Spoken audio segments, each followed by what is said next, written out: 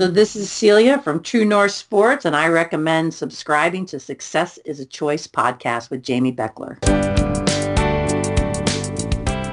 Providing insights to help you grow your business, improve yourself, and add value to those around you.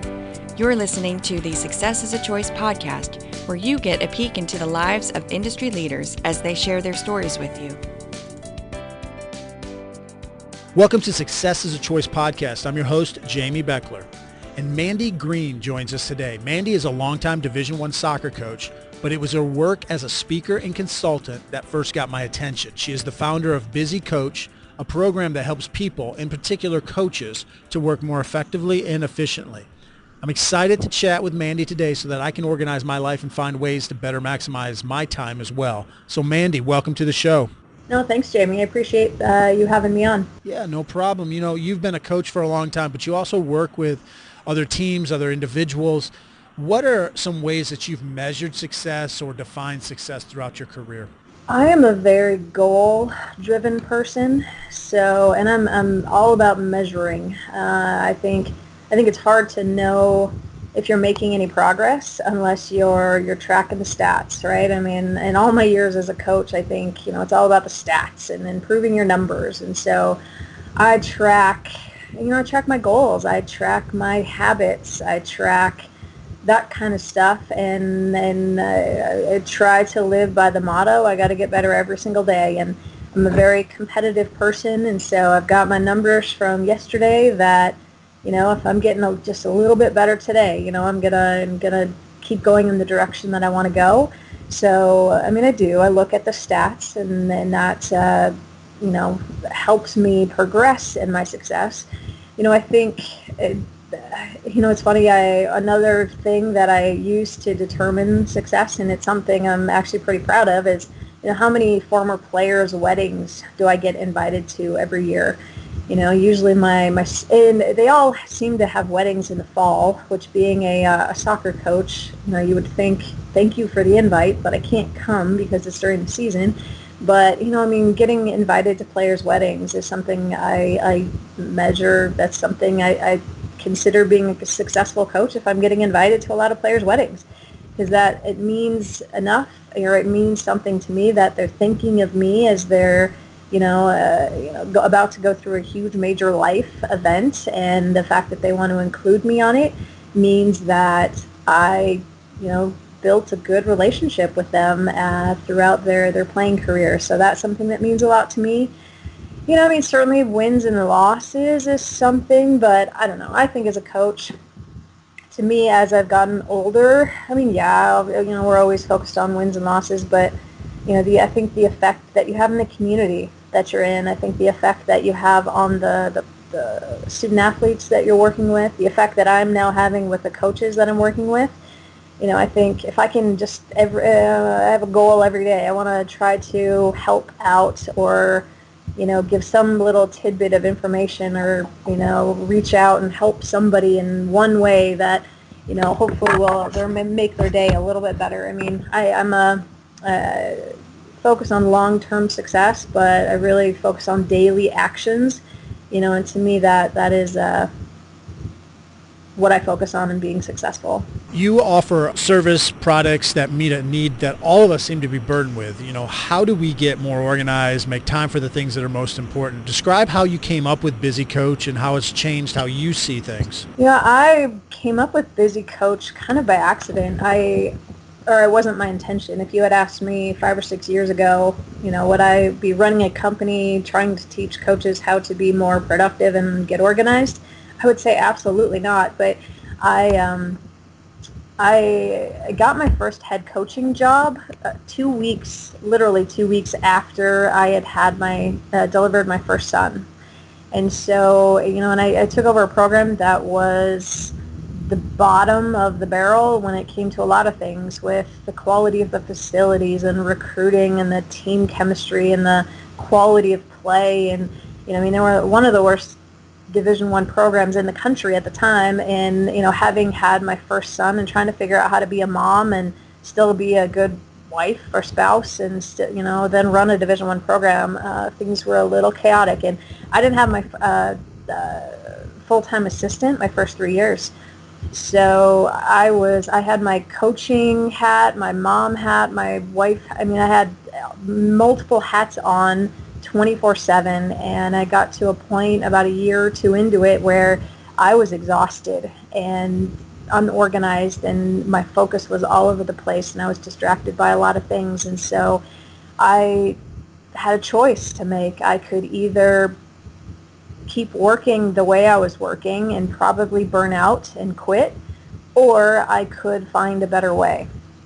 And so I decided to find a better way because I wanted to keep doing the thing that I loved doing every day. I went out and spent probably a small fortune at the time on different books and went to conferences and started listening to every informational CD and on YouTube that I could about how to be more organized and more productive. And soon I was able to kind of flip the switch, and I went from being chaotic and very distracted and unorganized to all of a sudden I developed systems for how I was doing things. And being more structured and getting just a little bit more organized every single day, all of a sudden I created time.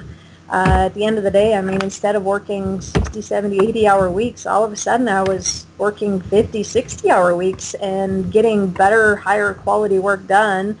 And then I was able to go home and actually turn off coaching for a while and not respond to emails every 5 minutes and not, answer every phone call that comes in. And I just learned how to do things so much better. So it has certainly evolved over the course of my career and over the last few years, but it really started with, out of necessity for me to stay in coaching. And then, as I got these systems, more and more coaches just asked me how to do it. And one by one, more and more people asked me, and then I started to get asked to speak at different convention or conferences, and now I'm coaching, and now I'm doing different things. It's kind of starting to explode a little bit, which has been great. Well, I first met you at a couple conferences this past summer, and you also had a table with some books and manuals and different things like that. Talk about those products that you have that can help add value to people. Yeah, I first started with a calendar. There were no recruiting or college coach specific, even specific calendars out there. So, I had, a goal setting book. I had my journal. I had, it seemed like my whole backpack was full of just different things I was using to keep track of all my stuff. And there wasn't really, something specific to what coaches do. So I created my own.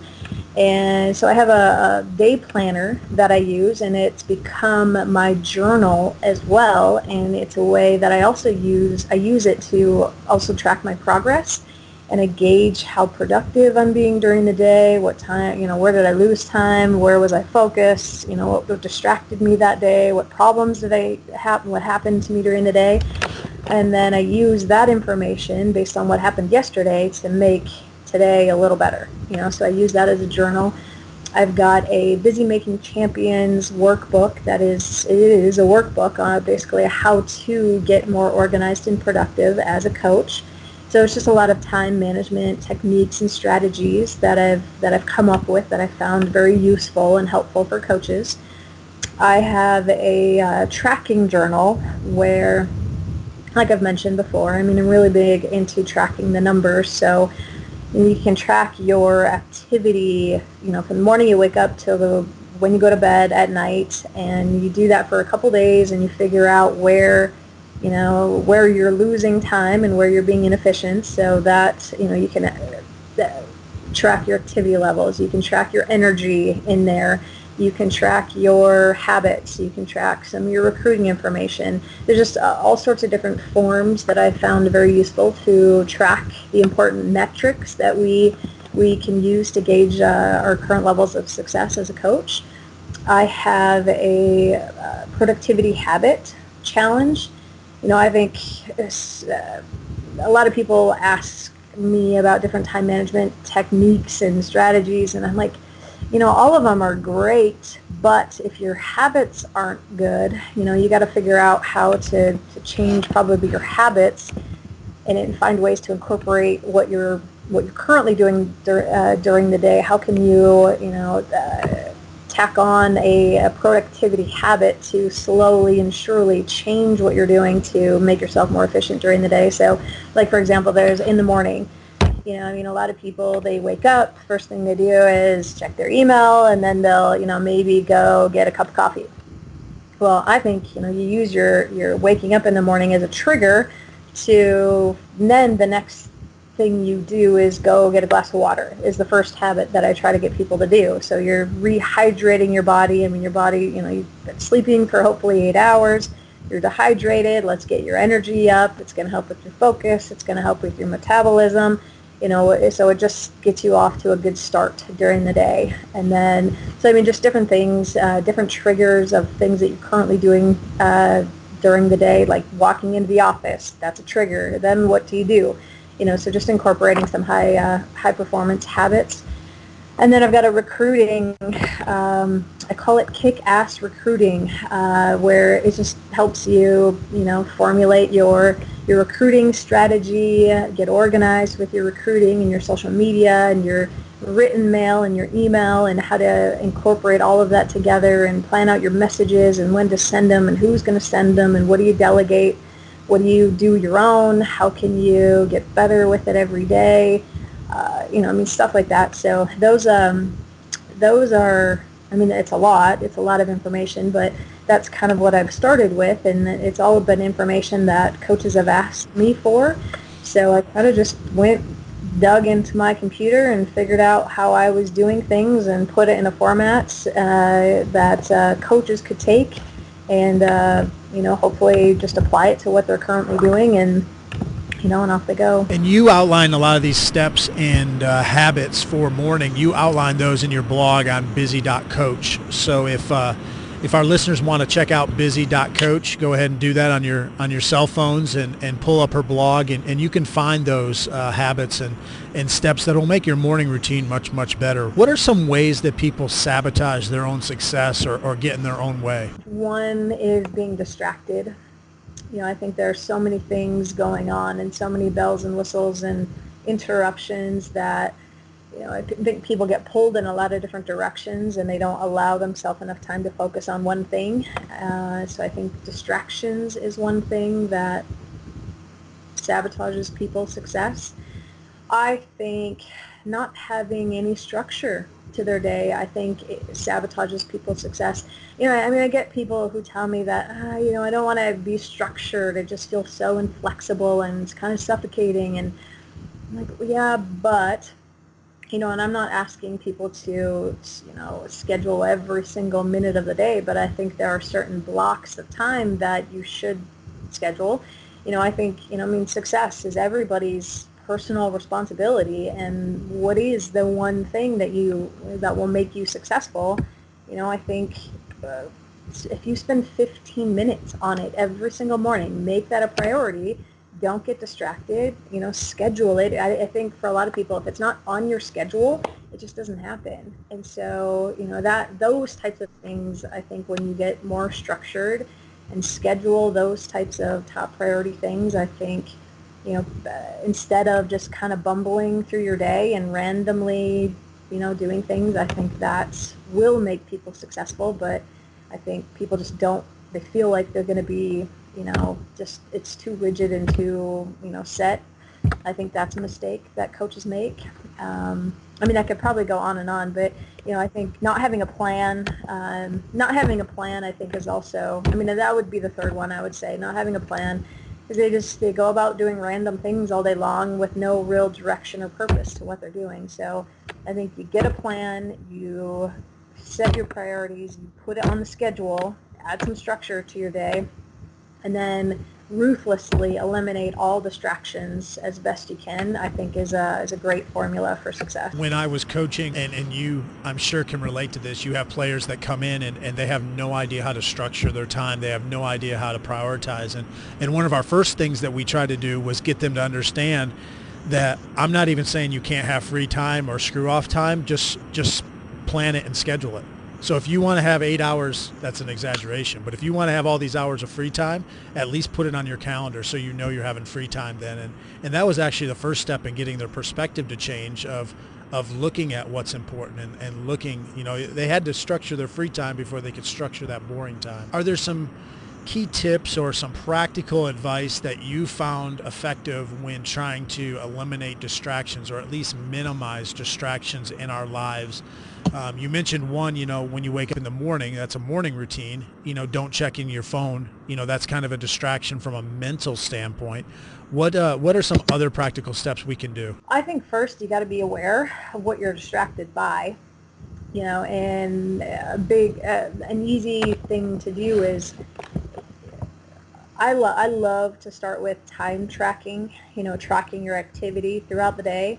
So, again, when you wake up to when you go to bed, each time you change what you're doing, whether it's you just finished a task, you're starting another task, figuring out what happens when for you throughout the day. Like I figured out for me when I was in the office, about noon to 2, the distraction that happened for me was interruptions by girls on the team. So I knew that, okay, from noon to 2, I can't do any high priority work. I got to move it to earlier in the day because that's when I'm more distraction free. I think, for me, I realized that as soon as the phone buzzed, I was and I still am as addicted to my phone as anybody else. I knew that, okay, if I need to, for this hour, I want to focus on email, I have to turn my phone off because that is a distraction and I don't give 100% focus to all these emails that I need to respond to if I'm constantly thinking about my phone. So, so I think just being aware of what is a distraction is one thing. The most common distractions are the interruptions by coworkers or by, your team coming in. So, that is one thing. Your phone is a big thing. New emails coming in, do you have your email indicator on or whatever? So, a new email comes in, you get the buzz or the beep or the, the ding or whatever, it's just turning that off. And there's apps, there's, different things, I'm not a huge productivity app person because I think it's just more distracting than anything. But for me, it's figuring out what my priorities are, scheduling them into the day, and then as I'm doing them, just being aware of, okay, what are some of the things that are happening to me while this is happening? I write them down and then just kind of come up with a game plan for how can I eliminate those. Is usually what I do myself and what I'm doing with the coaches that I'm working with. Well, you mentioned something there that caught my attention. You mentioned that your student athletes tended to stop by the office from noon to 2 each day. And I think most people would probably try to eliminate that distraction by telling their kids not to come by or shutting their door. But you did something different. I liked what you said. You understand that that's going to happen. And so you changed yourself, or you moved what you could do. You move the more high priority stuff that you would be working on to the morning or a time when that wouldn't be when you wouldn't have those distractions. I like that because you're changing yourself or you're taking care of what you can take care of. So I like that. You mentioned about emails, you mentioned the bings on your phone. How do you handle it at night? What do you do when you go home, when you're away from the office, away from your teams, and now you're with your family? How do you handle the distractions of work? That seem to not we seem to not be able to avoid that since we're on call 24/7 with our phones. Yeah, no, it's really hard. One thing that I started to do, because I forget where I heard this said, but it's something, and I'm probably going to butcher it, but it's basically every minute that you spend on your work email at home takes away 1 minute that you could have spent with your kids, or something like that. And for me, my kids are everything. They are my everything. And I know that I obviously don't see them during the day because they're at school and daycare. But when they're at home, one thing that really helped me is I would block out sometimes it's an hour, sometimes it's 2 hours, sometimes it's the whole night where I establish a quit time, where it's kind of exciting to know that, okay, at 5 o'clock, I got to go pick up Jack from school. That is my quit time. I cannot work after that time because that's my Jack time or my family time. And so, one, having that quit time gets me to work more urgently throughout the day because I know that I cannot work during that time because that is family time.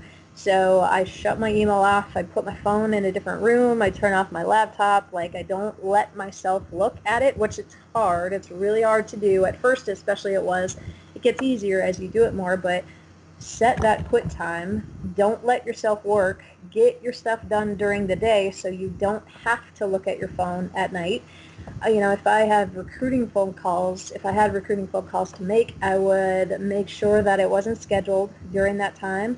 I made sure that time was family time. That was on the calendar.